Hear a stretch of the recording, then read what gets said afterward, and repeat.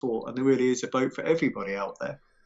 Right, yes. So 3 stages. Well, hopefully we're going to be getting rid of the 3 stages and more into the resetting. But Yeah, I mean, to me, most things feel pretty normal at the moment. I'd actually say with the recent issues we've had with fuel, which we'll come on to later, it's busier than normal because I seem to have to queue to go anywhere. But I think in terms of sailing, club sailing to me seems very normal, and people trying to do as much as they can. So even though it's too dark on a Wednesday evening to have Wednesday evening racing, our club is still people meeting and going for a sort of more social sail, just to get as much sailing done as they can before the clocks change.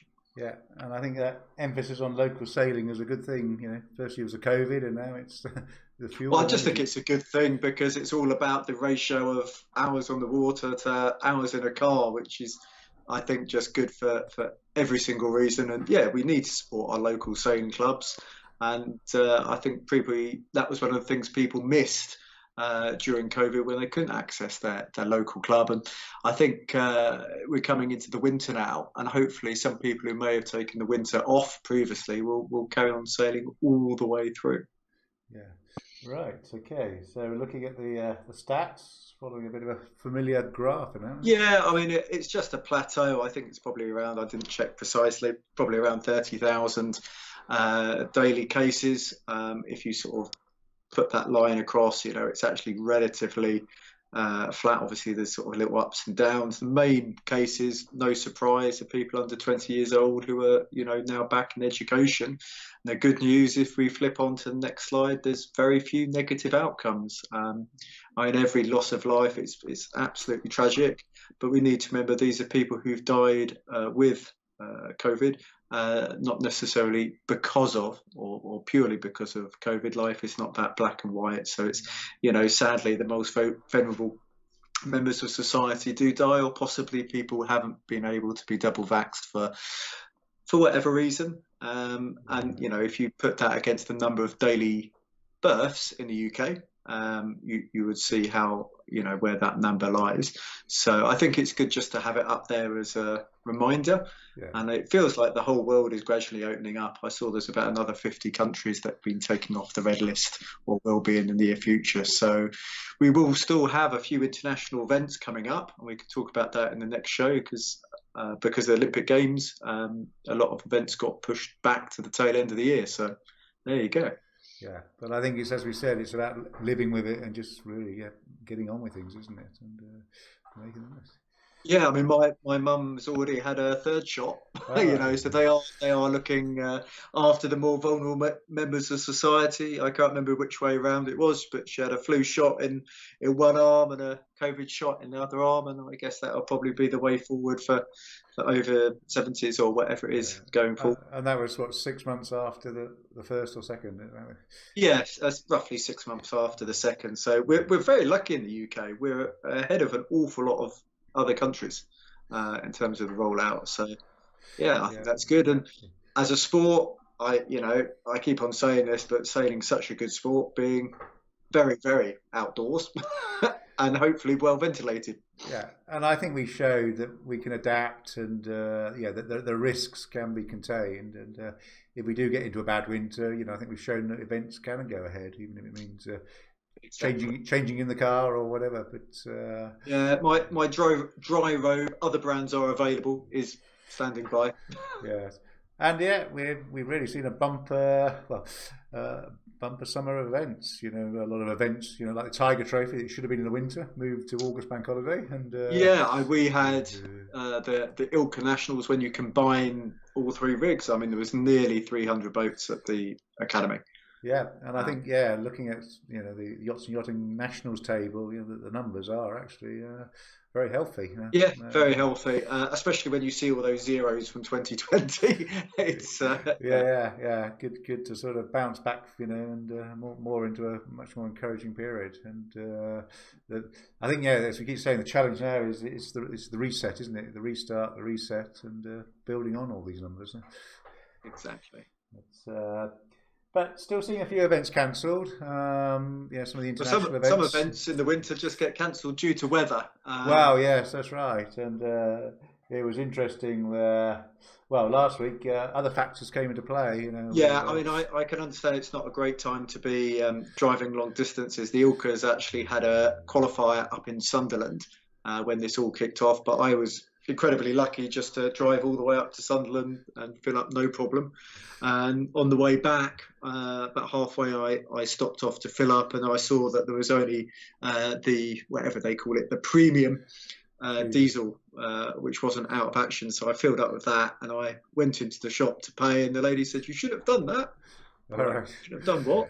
And I think the out of order sign had just blown off the pump. Yeah. But I managed to fill up, no problems. So Well, yeah, I'm sure in a week's time it will be a non-story again. well, I hope so. We were tracking an event in Hailing, the round Hailing race, and interesting. The garage there was rammed with people queuing up, which was And there's causing its only own one problems. access on and off the island, isn't there? That's right, and unfortunately, I think some competitors couldn't make it because they were stuck in the traffic jam, and or Okay. they didn't give it petrol. So yeah, some of these issues are going to get there, and I think shortages of other shortages might affect us. But Yeah, the thing I would say, for my personal experience, is weather systems are very fast moving this time of year certainly after the equinox. The situations can change for good or bad very quickly. Don't be in a rush to make a decision because a 3-day forecast is notoriously inaccurate, can change a lot.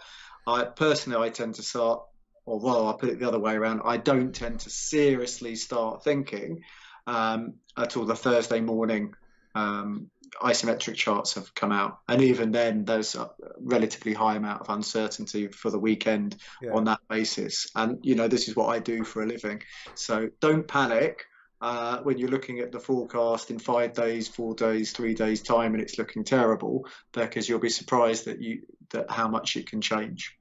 yeah, and certainly the experience of running the winter events. People say, "Oh, cancel the Wednesday," and we get to the Saturday, and it's actually perfect conditions. I mean, sometimes on the Wednesday you make it, and it might be the good decision, but the earlier you make the decision, the more likely it's to be the wrong one. It's like any decision in life. The more accurate the information you have to make the decision, the more likely you are to get the right one. So I just encourage people out there, Thursday at the earliest, because it's quite disappointing when events get cancelled and you miss the sailing. But sometimes it's actually just nice to turn up and catch up with everyone, isn't it? Even if there's no sailing, And, it's the opportunity to get together, And, Yeah, well, I think we're very lucky now with modern boats that we can sail in a very, very wide wind range. And that's something that, with the clothing we have and all the rest of it, it has to be pretty extreme one way or another for to get no sailing in. right. So moving on, talking about boats. Talking about events, 50th anniversary Welcome, Ollie. this year, and nearly 100 boats. Is that about right? Yeah, it was late 70s, I think. 70, I can't remember. I did look at the table earlier. That's caused a bit of a stir on Facebook, but yeah, I think it was yeah. Don't let facts get in the way of a good story. That's what I say. Correct. I refrained from commenting on it, John. I did enjoy yours, but yes. But yes, late 70s, 78, I believe, something like that. Yeah, very good. And you're saying earlier, Ollie, a wide range of ages of boats, I think. Yeah. I mean, the top three at the Nationals, the guy that won and the guy that was third, they're sailing. So we're into nearly the 1500s on the boat numbers, and the boat that won was 1280, I think, something like that, and then the one that was third was 1270. So, all this stuff about having a brand new boat to win nationals and stuff doesn't necessarily ring true with Phantoms. I think they're relatively bulletproof, and I think even the older ones are still, It's really just the sails, isn't it? With most boats, sails are things that depreciate. A well-made hull can have years and years and years in it. And I should say, not only a well-made hull, but a hull that's looked after well. Yeah, correct. They have to go hand in hand. I think people sometimes think with modern constructions they can, get away with not looking after it. But it just shows. We saw it with the Olympic classes with Ben. He used his fin for years and years and years. So absolutely no reason why older boats can't be winning. I think, but you don't get sails that last a decade. No, sadly not. No, I mean, if someone can make one that does, and that stays competitive for a long time, then I think they'll be laughing. But I think they can make it last 10 years, but I don't think it'll be competitive. No, that's what I mean. They can make it so it still actually works. It'd have to be 10 ounces. Yeah, thick. fairly hefty cloth. So tell us a little bit more, because I sort of feel that the Phantom is a really well kept secret or something, because it's a perfect boat for the larger sailors, and we have an awful lot at my club, Castle Cove. Yes, and that's why I'm aware of them. But until I came to Castle Cove, I think we probably had just one Phantom at Weirwood, and I hardly saw them elsewhere. But it's obviously a very active class. Yeah, I mean, the COVID thing's made it more active, I'd say. I think the general opinion of them is that you have to be a slightly larger gentleman. Thanks for saying that. I do realise before you try any hard sell, there's no way you're ever going to get me in one, because I'll be overpowered in 6 knots. I'd like to see you in one. No, I think for a long time, especially when I first started, and this is in just my opinion, not the class's opinion, there was a kind of what's the polite way of putting it, a kind of beer drinking, pie eating kind of, that's what you have to be. Nothing wrong with that. No, some of my best friends are. Good description. But nowadays, with the rigs, the way they are, and the sails and the setups, the weight. I think the weight range has come down quite a lot. So it's a composite mast. Which is quite thick, and it's around 10 meters of sail area. So just over, similar to a fin or a contender or whatever. Similar to that. And then obviously, but there's however many different cuts of mast and different cuts of sail. So you could do a lot with it to depower it. I think we're getting guys. I think a couple of the guys at Nationals were in kind of like the late 80 kilograms. That's still a lot of beers and pies for me. If you're asking the question. You do have to have a bit of weight about you, or you have to be fit. The guy that came third isn't the heaviest guy in the world, but he's very fit. So a slightly more athletic person. I'm neither at the neither. But I just remember borrowing a Roost 8.1. And the first time I jibed it, I just capsized because I gave it the normal amount of roll I would for rate, and it just carried on going. I was flat hiking out on the other side, and that was that. But it is a very modern rig, which is why you can sail through a big weight range. When did all that sort of change? Because I remember seeing sort of the wooden boats and alley. Crikey, that's a very good question. Date-wise, I'm not 100% sure, to be honest. I think they went to epoxy. Oh, crikey, I'm not sure of the year. I probably should research that beforehand. But no problem. But no, they were polyester for years, GRP for years, and then Jeff Vanderbork started making the epoxy ones, and then I guess that's when the carbon rigs started coming in as well. And that brings the all-up weight to something like 60 kilos. So it seems to playing in the lightest puff, even with a big chap, a big bloke on it. Yeah. It goes. I mean, we were out on Sunday at Bowmore, and you've got me there at kind of probably the wrong side of 110 kilograms, and there's 2 sides. There's not a right and a wrong. No, okay, the wrong there, and then you've got. And then you've got another guy, my friend Charlie, I think he's 93, I think he is. And, he came third at the Nationals, so he's probably a little bit of a better sailor than me, but he wasn't having any issues. Yeah. He just, let the rig off. And just for the benefit of the recording, because this will be on YouTube for posterity, it was blowing small dogs off their chains. Yeah, it was breezy. Yeah, it was breezy. Yeah, it was breezy. It was the direction at Beaumont where it kind of comes over the trees and then hits the lake and kind of disperses as it does at a lot of small pond clubs. But no, it's perfectly handleable in that, if that's even a word, in those conditions. It doesn't. Obviously, there's a certain point where it becomes too windy for anything to really sail, but you can get away with quite a lot in a Phantom. And they're relatively. I've been sailing for a long time, so I kind of know how they work. But I think they're relatively calm. I think, and then every now and then it will bite you in the bum if you're not paying full attention. But perfectly manageable for anyone really. And what does the class have planned for next year? Because you've just had the 50th year, which that's a really well established class. Yeah.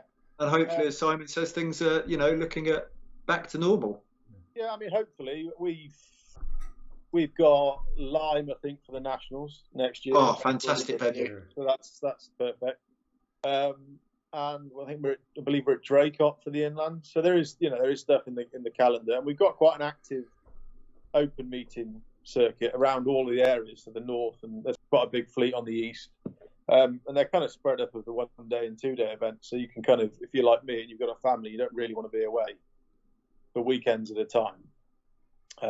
You can just pick the 1 day events, and I think that's something that came out of COVID as well. People like the 1 day events sometimes. Well, they're more flexible, doesn't it? It's not a big commitment. And I mean, we're quite lucky that where we are in Gloucestershire, we kind of fall between the southwest area and the Midlands. So if I want a bit of sea sailing, I can go on to the southwest. And we've got like Leon Solent. I think we have stuff at Weymouth quite often at Castle Cove. And then if I just want a 1 day kind of pond event, we can drop into the Midlands and do something at Carsington or Burton or something like that. But I can generally travel as far as I want. If the children and the wife are winding me up, I could probably go to the side of the country and spend a couple of days over there. Yeah. So yeah, quite a wide range of events. And if you want to get into the class, is there a demo boat or something like that? No, there isn't. It has been discussed about getting one. I don't know where it's got to. I don't know if it will, because logistically they're trying to work out where it's going to stay and how to get it around places. But there's so many people. The class as a whole, if you were to go on the Facebook page, the Phantom Facebook page, anyone, you get a lot of people that say, "Oh, I want to get into a Phantom. Am I too light?" And all these questions, and they are. I'm going to say this because I'm in the class, but they are a decent bunch of people. There's no one's going to be on there. No, you're too light. Go away, kind of thing. It's perfectly friendly. If you want to try a boat, you can almost guarantee that someone will go, "Oh, I'm only down the road. Come down here and I'll go in mine." And I've got the fleet at Beaumont up to about 10 now, just by letting people have a go. Because you have the guys that what the Phantom generally attracts is, and you'll see them all over the country, and you probably will, John, with the Ilkers or the lasers, whatever we call it now. I don't know sometimes. No, you'll have the guy that's floating about at the back of the laser club fleet that you can clearly see is slightly festively plump, so isn't going to compete that well in a laser. And then it's the same in like a solo and things like that, and that's what it kind of needs. And so I've kind of semi-poached a lot of people that were in like the back of the laser fleet or too heavy for a solo, or at Beaumont we've got a lot of supernovas, so there's a lot of a couple of the supernova fleet I managed to poach away just by saying, have a go in this, and they'll go out. And for years the Phantom slogan was kind of get one, it will haunt you forever. And I think it's That's one of those great. things you just try it, and then a lot of people will go, crikey, I'll have a go at that, and then you're off. And now the second-hand market's picked up a bit. There was a time where you got they were like unicorns, the second-hand boats. Hen's teeth. Yeah. So they've perked up a little bit now. There's a few more second-hand ones floating about. The price is kind of leveling off a bit now. It did get a bit out of control. What's the price for a good one then? Sort of modern rig and everything. You could get for example, kind of early epoxy one for probably, with a carbon rig, for probably £2,500, something like that, and then it kind of goes up to there. The Ovie make the new one, Ovington make the new ones, so you're kind of going to be all right there. But then you can go anywhere really. Probably about £5,000, something like that, will get you a decent one. That's about what mine's worth, probably. Depends. A lot of people, they're a bit like Finn's. A lot of people maybe keep hold of the rigs and stuff because they like the CST rigs rather than some of the other ones. But it's coming down now. Like I said, it did reach a high point, should we say, where the boat prices were a bit out there, but people were getting the money for them because at the time people wanted them. And I think a lot of people that were sailing with 2-man boats, and then when it kind of reopened slightly, and it was, you can only see X amount of people, but you can go sailing, but you're not really allowed to sail with someone else. So a lot of people thought about it then, and got into it then, which is where I think a lot of the numbers have come from. Absolutely, yeah. Single-handed sailing, people suddenly realise it is, the simplest thing in difficult times. Yeah. And you were saying earlier, Ollie, we're still seeing some of the older boats appearing in, I think, like the Nationals, aren't you? Yeah, well, yeah, like I said, I think we had 1281, and 1281 with kind of, I think that's the guy called Ian Stone. He's in probably in part of the video you see at the start of someone going very quickly. Yeah. So he's got an epoxy boat with I think it's a Selden S3 rig on it, which was one of the original kind of when the carbon rigs first came out. I think that there he is, that video there of Ian. Okay. Yeah. So he's got a stiff rig, as it were, but he is about, I don't know, 9 foot tall. It feels sometimes when I stood next to him. He's quite a tall. Sounds like my next 505 crew. Yes, yeah. No, but I should give you his number, John. He'd be perfect for that. Yeah. So the old boats are still hanging in there. They're still as quick as the newer ones. It's just the nut on the stick, a lot of it, isn't it? Yeah. And you have a classic fleet, you're saying, or something, or silver fleet, or? Yeah, we have there's a lot of wooden ones. I remember doing the first lap of the first race of the Nationals this year, going round, and there was a wooden one on the horizon. I thought, crikey me, so that was a wooden one. A well-maintained wooden one, I guess, is just as quick as, it's the same hull shape, nothing's changed. So, yeah, they're still just a lot of maintenance. yeah. I mean, we've got a lot of the ones James Jarvie makes, the deep cockpit ones. So for people generally who aren't fond of the idea of kneeling downwind, so James makes a cut-out one, which is cut out behind the kind of main sheet tower. So rather than kneeling, you're actually sat on it. And he does one with a wooden deck, that's kind of almost too pretty to sail. But yeah, so there's that as well for people that think they're too old and their knees can't take it. There are different variations of it. It's just obviously the same hull but modified deck. So yeah, fantastic. There's lots there. Right. Okay. So thanks for sharing that, Ollie. Sounds like class is doing really well. Look forward to seeing you out. Right. Yeah. So, moving on. Yeah, thanks very much for your time. We sort of still got the last resailing chat there with Ben Flower, which we did basically as everything opened up. So the way things are looking, I think we probably will be more thinking about the resetting of sailing, and hopefully having people on the shows to really talk about the class, and everyone will be sailing as normal, and I will actually be at events talking to people as normal, which is one of the things I think I really missed. It was certainly hard to judge facial expressions when we were mask wearing and so on.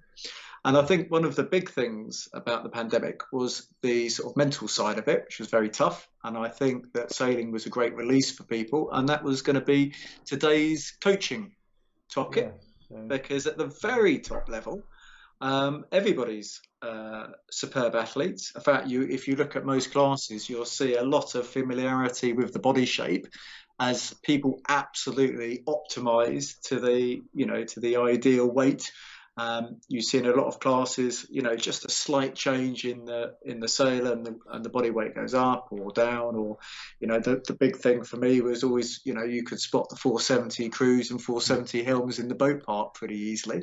And we've done very, very well in the UK and at the Olympic scene, and I think some of that is obviously due to funding, but an awful lot of it is down to having incredibly hard-working, talented sailors and coaches, and having the winning mind. And there's something there that, the sports psychologists have made a big difference, but also there's just an atmosphere. And success breeds success. So these little characters, you've got your angry and you're frustrated and you're sad and you're impatient person.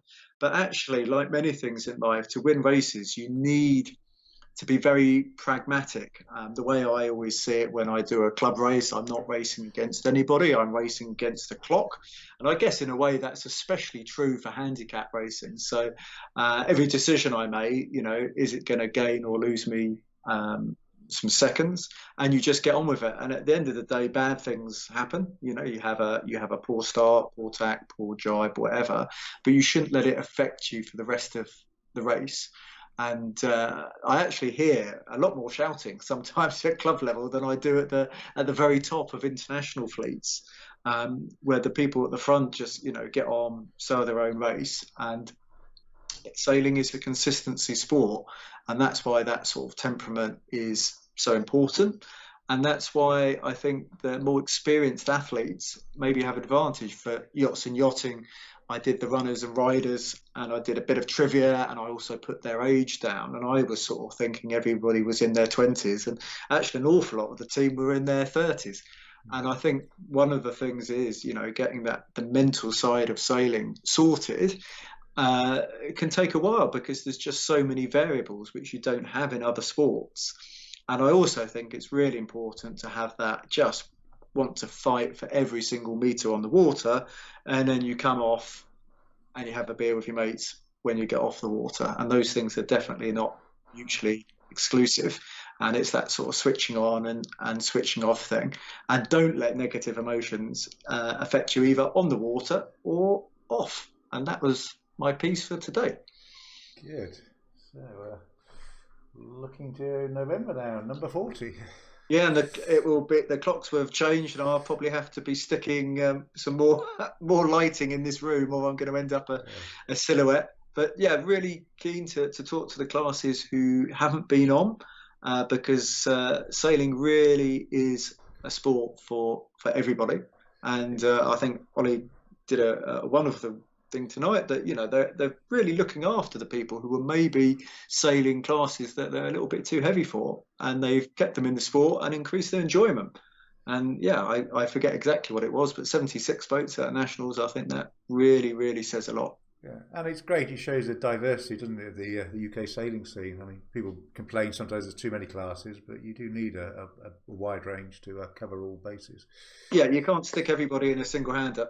However many, the same single hander, I mean, however many rigs you've got on it. Yeah, could be a bit busy. Right, okay. Well, I think we're on the 30 minutes, exactly almost. So, that's good. We'll see everyone in about a month's time. See you in November. Thank you very much.